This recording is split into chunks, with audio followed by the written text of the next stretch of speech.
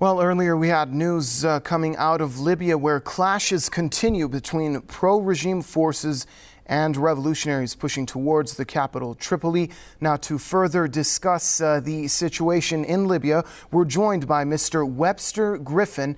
He is Webster Griffin Tarpley, is author and historian. Welcome, Dr. Tarpley, to the program. First of all, let's start with the direction NATO has taken with regards to the war in Libya. If you can, please open that up for us a little bit. It's been quite a while, but yet the opposition fighters still aren't making advances in a more rapid fashion that might be expected of them. I would have to take issue, first of all, Bardia, with your terminology. You called the Benghazi Rebel Council the revolutionaries.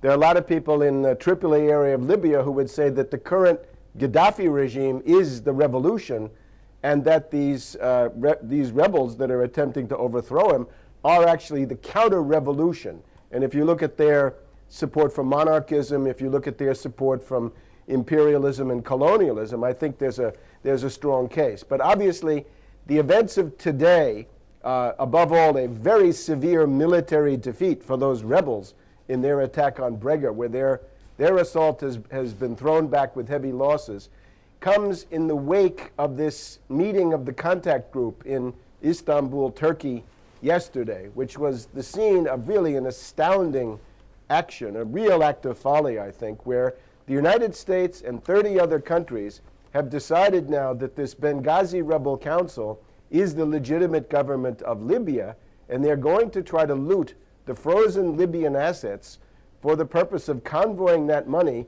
into the pockets of people like Jalil and Yunus and Jibril and Haftar and the rest of the visible leadership of that group. The problem that it raises is, of course, that it's very well known that in the military arm of the rebellion, we have a very strong representation of al-Qaeda terrorists, people who, according to the U.S. official definition of the U.S. government, are terrorists. That would include somebody like Hassadi of Darna, somebody like Kumu, also of Darna, and Barani of the Libyan Islamic Fighting Group. And the United States has actually facilitated the arrival of lots and lots of foreign fighters, be they from Afghanistan or Pakistan, really the entire greater Middle East. People have been streaming in there to join the rebel side.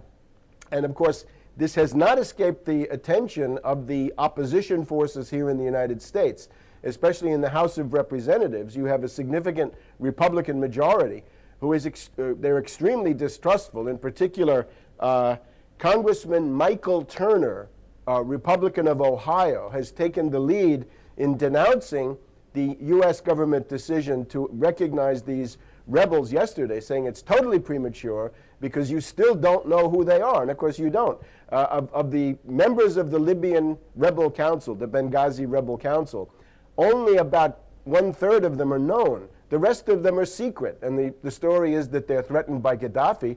But others would also argue they're being kept secret because they're from al-Qaeda. They are people who have been to Guantanamo Bay or prisoners of war. Right. Dr. Tarpley, those are definitely perplexing details that you just mentioned, but we're going to have to move on. We are short of time now.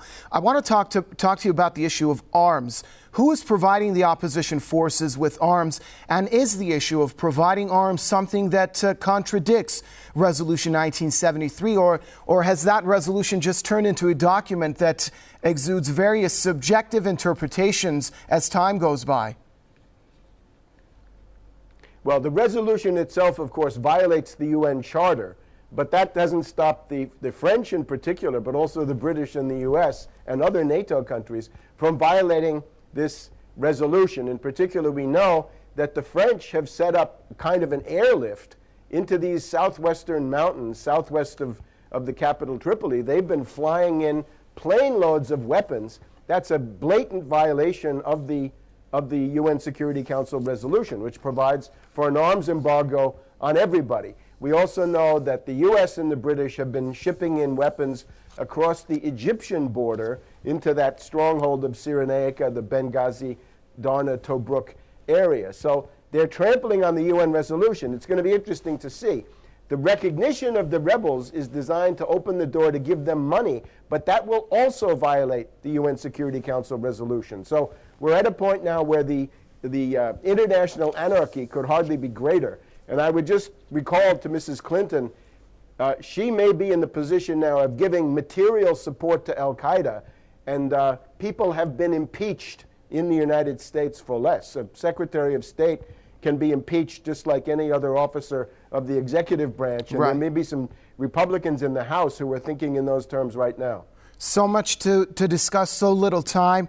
From Washington, Dr. Webster Tarpley, thanks for sharing your thoughts with us, and also thanks for the tip about our terminology. That's a point I'll definitely take up with my editor. Thanks, Dr. Tarpley.